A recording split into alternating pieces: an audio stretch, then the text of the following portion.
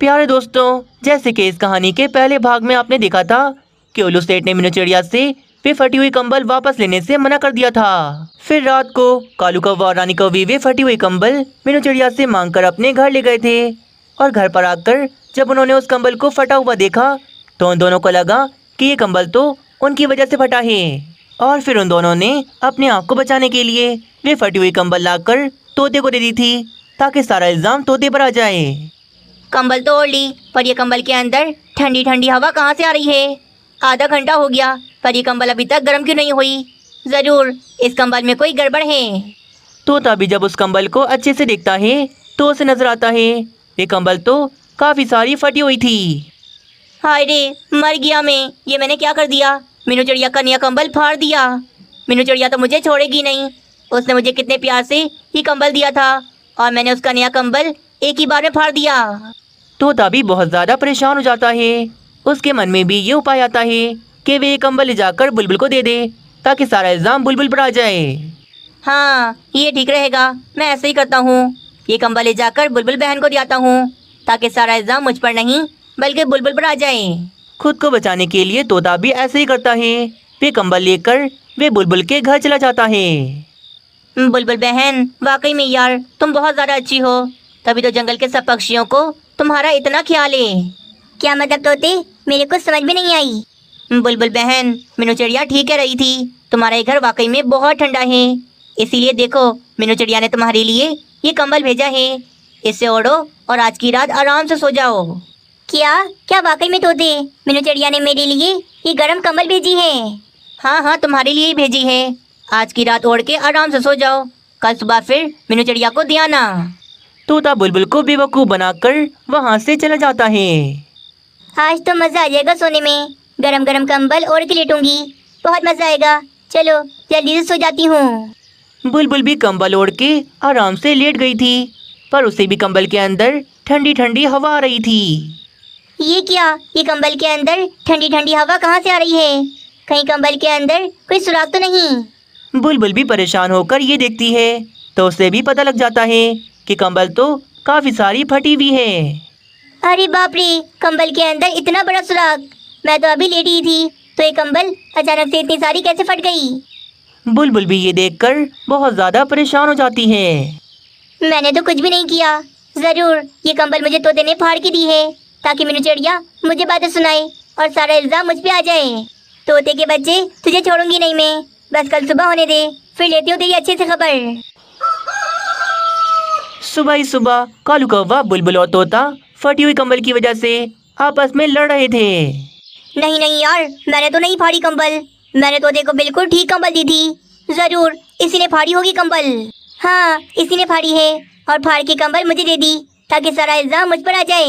मैंने नहीं फाड़ी यार कंबल। कालू कौवा जैसे ही लेके गया तो मैंने देखा उस कंबल को। वे कंबल तो अंदर से पहले से ही फटी हुई थी। हो ना हो, कंबल और किसी ने नहीं बल्कि कालू कौवे और रानी कौवी ने फाड़ी है। तभी तो मेरे घर में देने आ गया था, वो भी आधी रात को। मैंने बोला ना एक बार, मैंने नहीं फाड़ी कंबल, तो सारा का सारा इल्जाम मुझ पे ना डालो। कंबल की वजह से अब तो तीनों के बीच काफी बड़ी लड़ाई शुरू हो जाती है। लड़ाई को देखकर फौरन से वहाँ पर मीनू चिड़िया आती है। क्या हो गया भाई, क्या हो गया? तुम तीनों पागल तो नहीं हो गए? इस तरह आपस में क्यों लड़ाई हो? ऐसा भी क्या हो गया जो तुम तीनों एक दूसरे को इतनी बुरी तरह से मार रहे हो? देखो ना मीनू चिड़िया, तोते ने तुम्हारी नई कंबल फाड़ दी और अब सारा इल्जाम मुझ पे लगा रहा है कि कंबल उसने नहीं बल्कि मैंने फाड़ी है। नहीं नहीं मीनू चिड़िया, कंबल मैंने नहीं फाड़ी, बल्कि ये कंबल तो कालू कौवे ने फाड़ी है। तभी तो आधी रात को मेरे घर में ये कंबल देने आ गया था। ओहो, इतनी सी बात! तुम तीनों इस वजह से लड़ाई थी? भाई ये कंबल तुम तीनों में से किसी ने नहीं फाड़ी, बल्कि ये कंबल तो पहले से फटी हुई थी। क्या? पहले से फटी हुई थी? अरे बाप रे, इस कंबल की वजह से तो हम सारी रात परेशान रहे कि सुबह तुम्हें क्या जवाब देंगे। मीनू चिड़िया फिर पक्षियों को सारी बात बताती है कि उल्लू सेठ ने चालाकी से मीनू चिड़िया को फटी हुई कंबल भेज दी थी और अब वे कंबल वापस भी नहीं कर रहा। मीनू चिड़िया, तुम बिल्कुल चिंता न करो, हम तुम्हारे साथ चलते हैं। देखते हैं फिर वे उल्लू सेठ कैसे तुम्हारी कंबल वापस नहीं करता। बस फिर क्या, मीनू चिड़िया पक्षियों को साथ लेकर वे फटी हुई कंबल वापस कराने उल्लू सेठ की दुकान पर चली जाती है। हाँ उल्लू सेठ, मैंने तुमसे कहा था ना, आज मैं अकेली नहीं बल्कि पक्षियों को साथ लेके आऊंगी। आज तो तुम्हें ये फटी हुई कंबल वापस करनी पड़ेगी। मीनू चिड़िया, तुम इतने सारे पक्षियों को साथ लेकर आई हो, तो इसका क्या मतलब है? मैं ये कंबल वापस कर लूंगा? बिल्कुल नहीं। कल जो मैंने कहा था, आज भी मैं वही कहूंगा। कंबल मैंने तुम्हें बिल्कुल ठीक दी थी। ये कंबल तुमने खुद ही घर ले जाकर फाड़ी होगी। अरे अरे अरे, कितना धोखेबाज है ये। एक तो मीनू चिड़िया को फटी हुई कंबल दी, ऊपर से अब ये कंबल ये वापस भी नहीं कर रहा। अभी के अभी वापस करो ये कंबल, वरना हमें गुस्सा आ जाएगा और हम गुस्से में कुछ भी कर सकते हैं। नहीं नहीं नहीं, ये कंबल वापस नहीं होगी। मेरी दुकान में कोई चूहे थोड़ी ना है जो मेरे पास कंबलें फटी हुई होंगी। तुम सबके पास इसका कोई सबूत नहीं है और बिना सबूत के मैं कैसे मानूं ये बात? तभी ही दुकान में से कंबलों के बीच में से 2-3 चूहे निकलकर तेजी में भागते हैं। अरे देखो देखो, कितने सारे चूहे, कंबलों में से कितने सारे चूहे निकल के भागे। मिल गया सबूत। हाँ उल्लू सेठ, अब बोलोगे कुछ? तुम्हारी आंखों के सामने ही तुम्हारी कंबलों में से कितने सारे चूहे निकल के भागे। चूहों की वजह से उल्लू सेठ तो बुरा फंस गया था। वे फटी हुई कंबल वापस करके उसे मीनू चिड़िया को नई कंबल देनी पड़ गई थी। प्यारे दोस्तों, आप सबको ये कहानी कैसी लगी हमें कमेंट में ज़रूर बताएं और ऐसी ही कहानियाँ देखने के लिए चैनल को सब्सक्राइब कर लें। उल्लू सेठ ने मीनू चिड़िया को फटा हुआ कंबल दे दिया था। जैसे ही मीनू चिड़िया को पता लगा तो वे फटा हुआ कंबल लेकर उल्लू सेठ की दुकान पर आ गई थी। उल्लू सेठ, ये फटा हुआ कंबल वापस करो। तुम दिखाते कुछ और हो और बेचते कुछ और हो। जब मैंने घर जाके देखा तो ये कंबल तो अंदर से फटा हुआ था। अरे जाओ जाओ भैया से, मेरी दुकान पर नए कंबल ही होते हैं। पुराने फटे हुए कंबल मैं अपनी दुकान पर नहीं रखता। जरूर इस कंबल को तुमने खुद ही फाड़ा होगा। अरे ये तो वही बात हुई ना, चोरी ऊपर से सीना चोरी। एक तो मुझे जानबूझ के फटा हुआ कंबल दिया और ऊपर से अब इस कंबल को तुम वापस भी नहीं ले रहे। कितने चालाक हो तुम उल्लू सेठ। ओ मीनू चिड़िया, मेरी दुकान के आगे शोर ना करो, धंधे का समय है। चलो चलो भागो यहाँ से, कोई कंबल वापस नहीं होगी। अभी तो मैं जा रही हूँ, पर कल मैं दोबारा से आऊंगी। कल मैं अकेली नहीं बल्कि अपने साथ बहुत सारे पक्षियों को लाऊंगी। कल अगर तुमने मेरी ये कंबल वापस न की तो हम सारे पक्षी मिलकर तुम्हारी इस दुकान को तोड़ फोड़ देंगे। गुस्से में मीनू चिड़िया वे फटी हुई कंबल लेकर वापस चली जाती है। कालू जी, कितनी ज्यादा सर्दी हो रही है। मैं सोच रही हूँ हम उल्लू सेठ की दुकान से एक कंबल ले ही लेते हैं। हाँ रानी, सर्दी तो बहुत ज्यादा बढ़ गई है। कंबलें तो हमें लेनी ही पड़ेंगी, पर अभी मीनू चिड़िया के मजे हैं क्योंकि उसके घर में हीटर भी है और कंबलें भी। मजे से बैठी होगी अपने घर में। चलो ना कालू जी, मीनू चिड़िया के घर चलते हैं। आज की रात उसे एक कंबल ले लेते हैं। कम से कम आज की रात तो गुजर जाएगी, फिर कल सुबह होते ही उल्लू सेठ की दुकान पर जाकर उससे कंबल खरीद लेंगे।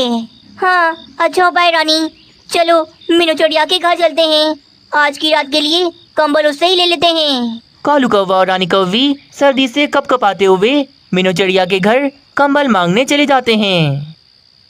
मीनू चिड़िया, बस आज की रात के लिए हमें एक कंबल दे दो। हमारे घर में बहुत ज़्यादा ठंड है, हम आज की रात सो नहीं पाएंगे, इसीलिए एक कंबल दे दो। कम से कम आज की रात तो गुजर जाए। अच्छा, तुम दोनों को कंबल चाहिए? रुको ज़रा, मैं देती हूँ कंबल। भूले से मीनू चिड़िया कालू कौवे और रानी कौवी को वही फटी हुई कंबल दे देती है जो वे उल्लू सेठ के पास से लेकर आई थी। बहुत शुक्रिया मीनू चिड़िया, तुम्हारा बहुत शुक्रिया। कल सुबह ये कंबल मैं तुम्हें वापस ला के दे दूंगा। कालू कौवा और रानी कौवी वे कंबल लेकर अपने घर चले जाते हैं। मम्मा, आपने ये क्या किया? कालू अंकल और रानी आंटी को फटी हुई कंबल क्यों दे दी? ओहो मानो चिड़ी, तुम मुझे अभी बता रहे हो मैंने गलती से कालू कौवे और रानी कौवी को उल्लू सेठ की ये फटी हुई कंबल दे दी। वहीं दूसरी तरफ तो कालू कौवा और रानी कौवी मीनू चिड़िया की वे कंबल ओढ़ के लेट गए थे। रानी, काफी देर हो गई यार, पर ये कंबल अभी तक अंदर से गर्म क्यों नहीं हुई? हाँ कालू जी, ऐसा लग रहा है बाहर की ठंडी ठंडी हवा कंबल के अंदर जा रही है। फिर कालू कौवा और रानी कौवी उस कंबल को अच्छे से देखते हैं तो उन्हें नजर आता है वे कंबल तो काफी सारी फटी हुई थी। अरे बाप रे रानी, तुमने क्या किया? मीनू चिड़िया का नया कंबल फाड़ दिया। अब मैं मीनू चिड़िया को क्या जवाब दूंगा? रानी, तुमने क्या कर दिया? मैंने नहीं किया कुछ भी, पता नहीं खुद ब खुद कैसे फट गई। सत्यानाश, मीनू चिड़िया मुझे नहीं छोड़ेगी, देखना बहुत ज्यादा बातें सुनाएगी मुझे। कालू जी, हम एक काम करते हैं ना, ये कंबल ले जाकर तोते के घर पर ले आते हैं, फिर सारे का सारा इल्जाम तोते पर आ जाएगा। बस वे क्या, कालू कौवा और रानी कौवी वे कंबल लेकर तोते के घर पर चले जाते हैं। अरे भाई, तुम दोनों ये कंबल लेकर मेरे घर में क्यों आए हो? लगता है तुम दोनों का आज मेरे घर में सोने का इरादा है। कैसी बातें कर रहे हो तोते? हम बस ये कंबल तुम्हें यहाँ पर देने के लिए आए हैं। ये कंबल मीनू चिड़िया की है और बिल्कुल नहीं है। तुम ये कंबल ओढ़ के सो जाओ। मीनू चिड़िया ने भेजी है तुम्हारे लिए। मीनू चिड़िया वैसे ठीक ही कह रही थी, तुम्हारा घर बहुत ठंडा है और बहुत छोटा भी, इसीलिए ये कंबल ओढ़ के आज की रात आराम से सो जाओ। अरे वाह दोस्तों, तो ऐसी हो। मीनू चिड़िया को मेरा कितना ख्याल है, मुझे ठंडी ना लगे इसीलिए उसने मेरे लिए ये गर्म कंबल भेज दी। हाँ तोते, अब इस कंबल को ओढ़ के तुम आराम से सो जाओ। चलो अब हम भी चलते हैं। वे कंबल तोते को सौंपकर कालू कौवा और रानी कौवी वहाँ से चले जाते हैं। वाह कालू जी, तोते को कैसा बेवकूफ़ बनाया। अब सुबह मीनू चिड़िया अपना कंबल देखेगी तो वे फटा हुआ होगा। हम सारा इल्ज़ाम तोते पर लगा देंगे कि कंबल हमने नहीं बल्कि तोते ने फाड़ा है। हाँ रानी, शुक्र है बला डली। चलो अब हम भी सो जाते हैं। वहीं दूसरी तरफ तोता भी कंबल ओढ़ के आराम से सो रहा था, पर उसे भी कंबल के अंदर ठंडी ठंडी हवा आने लगती है। कंबल तो ओढ़ ली, पर ये कंबल के अंदर ठंडी ठंडी हवा कहाँ से आ रही है? आधा घंटा हो गया पर ये कंबल अभी तक गर्म क्यों नहीं हुई? तोता भी जब उठकर उस कंबल को अच्छे से देखता है तो उसे नजर आता है ये कंबल तो अंदर से काफी सारी फटी हुई थी। प्यारे दोस्तों, इस कहानी का दूसरा भाग देखने के लिए हमें कमेंट में जरूर बताएं। मीनू चिड़िया बहुत ज़्यादा परेशान थी क्योंकि आजकल मीनू चिड़िया के पास कोई नौकरी नहीं थी। क्या करूं मैं? मेरा बस एक ही बेटा है और मैं इसे अच्छे से भोजन नहीं खिला पा रही। पैसे नहीं है मेरे पास, कहाँ से ढूंढूं मैं नौकरी? मम्मा, क्या आज आप मेरे लिए कहीं से भोजन लेकर आओगी? अरे मम्मा, मैं आपसे कुछ पूछ रहा हूँ, आप क्या सोची जा रही हो कब से? नहीं नहीं, कुछ नहीं। मानो चिड़े, मैं तुम्हारे लिए भोजन लेकर आज जरूर आऊंगी, बस मेरे आने तक का तुम इंतजार करो। परेशान होकर मीनू चिड़िया अपने घर से बाहर चली जाती है और आज वे मदद मांगने उल्लू सेठ के घर पर आती है। उल्लू सेठ, मैंने एक पेड़ पर बोर्ड लगा हुआ दिखा था जिस पर लिखा था कि आपको अपने खेत में काम करने के लिए किसी पक्षी की जरूरत है। हाँ मीनू चिड़िया, चाहिए तो था मुझे एक पक्षी जो मेरे खेत में अच्छे से काम कर सके, पर अब नहीं, अब मुझे जरूरत नहीं है। ऐसा क्यों उल्लू सेठ? मैं बहुत ज्यादा मेहनती हूँ, मैं सारे काम कर लूंगी। सुबह से लेकर शाम तक मैं आपके खेत में बहुत ज्यादा मेहनत करूंगी, बस मुझे नौकरी दे दें क्योंकि नौकरी की मुझे बहुत ज्यादा जरूरत है। हाँ हाँ मीनू चिड़िया, मैं जानता हूँ तुम बहुत ज्यादा मेहनती हो, मैं तुम्हें मना नहीं करना चाहता, पर मैं क्या करूँ, मैंने अपने खेत में एक पक्षी को काम पर रख लिया है जो रात दिन मेरे खेत में बहुत मेहनत से काम करता है। मीनू चिड़िया तो ये सुनकर और भी ज्यादा परेशान हो जाती है क्योंकि उसे तो कहीं पर भी नौकरी नहीं मिल रही थी। अब मैं क्या करूं? मुझे जल्द से जल्द नौकरी चाहिए ताकि मैं पैसे कमाकर मानो चिड़ी को भोजन खिला सकूं, पर नौकरी है कि मुझे कहीं से मिल ही नहीं रही। बस फिर मीनू चिड़िया अपने भाई के पास उससे मदद मांगने के लिए उसके पास चली जाती है। भाई मेरी मदद कर दो, पूरा एक हफ्ता हो गया मुझे कोई नौकरी नहीं मिल रही। सुबह निकलती हूँ, शाम को वापस आती हूँ, पर मुझे कोई नौकरी नहीं मिल रही। घर में बेचारा मानो चिड़ा भूखा बैठा है, मैं उसे भोजन कहाँ से खिलाऊं? बहुत ज्यादा परेशान हूँ मैं। लो भाई मनमन जी, पहले ही हम अपने कारोबार को लेकर यहाँ परेशान हैं और ऊपर से तुम्हारी बहन पैसे मांगने के लिए आ गई। नहीं नहीं भाभी, मैं बस थोड़े से पैसे उधार पर मांगने के लिए आई हूँ। जब मेरी नौकरी लग जाएगी तो मैं सारे के सारे पैसे मनमन भाई को वापस कर दूंगी। मीनू चिड़िया, मैं क्या कर सकता हूँ यार, तुम अपनी भाभी से बात कर लो, अगर ये मानती है तो पैसे ले लेना। हाँ, और मैं कभी नहीं मानूंगी। चलो चलो भागो यहाँ से, तुम्हारे भाई के पास कोई पैसों का पेड़ नहीं लगा हुआ जो हम तोड़ तोड़ कर तुम्हें दे दें। बहुत मेहनत से कमाते हैं ये पैसे और वो पैसे तुम्हें देकर हम जाया नहीं कर सकते। चलो मीनू चिड़िया, भागो यहाँ से, आइंदा के बाद पैसे मांगने हमारे घर में कभी नहीं आना। भाई मुझे बहुत अफसोस हुआ, बहुत उम्मीद थी मुझे आपसे कि आप मेरी मदद जरूर करेंगे, पर भाभी के आने के बाद तो आप बिल्कुल ही बदल गए, पहले जैसे नहीं रहे अब आप। गुस्सा होकर मीनू चिड़िया वहाँ से चली जाती है। वे बहुत ज्यादा उदास थी क्योंकि आज उसके भाई ने भी उसे अकेला छोड़ दिया था। आगे की कहानी देखने से पहले वीडियो को एक लाइक जरूर कर दें। अरे वाह मामा, आप आ गई। मैं कब से आपकी राह देख रहा था कि आप कब आओगी और कब हम मिलकर भोजन खाएंगे। मीनू चिड़िया तो बहुत ज्यादा शर्मिंदा थी क्योंकि वे भोजन लेकर नहीं आई थी। नहीं मानो चिड़े, मुझे आज भी कोई नौकरी नहीं मिली। तुम्हारे मामू के पास गई थी पर उन्होंने भी पैसे देने से मुझे साफ मना कर दिया। कोई बात नहीं मम्मा, वैसे भी भूख लगते लगते अब भूख लगना भी बंद हो गई है। चलो आप थक गई होगी ना, अब हम सो जाते हैं। बेचारा मनोचेड़ा आज रात भी भूखा ही सो जाता है। पर बेचारी मीनू बहुत परेशान थी। वे सारी रात बैठकर गुजारती है। चलो मनोचिड़े, आज से हम इस जंगल में नहीं रहेंगे। हम आज ही इस जंगल को छोड़ के जा रहे हैं। क्या पता दूसरे जंगल में मुझे कोई नौकरी मिल जाए और वहाँ पेड़ पर लगे हुए फल भी हमें खाने को मिल जाएं। अरे वाह मम्मा, हम दूसरे जंगल जा रहे हैं। पड़ोस वाले जंगल में तो मेरा दोस्त राजू कौवा भी रहता है। चलो चलो हम वहीं चलते हैं।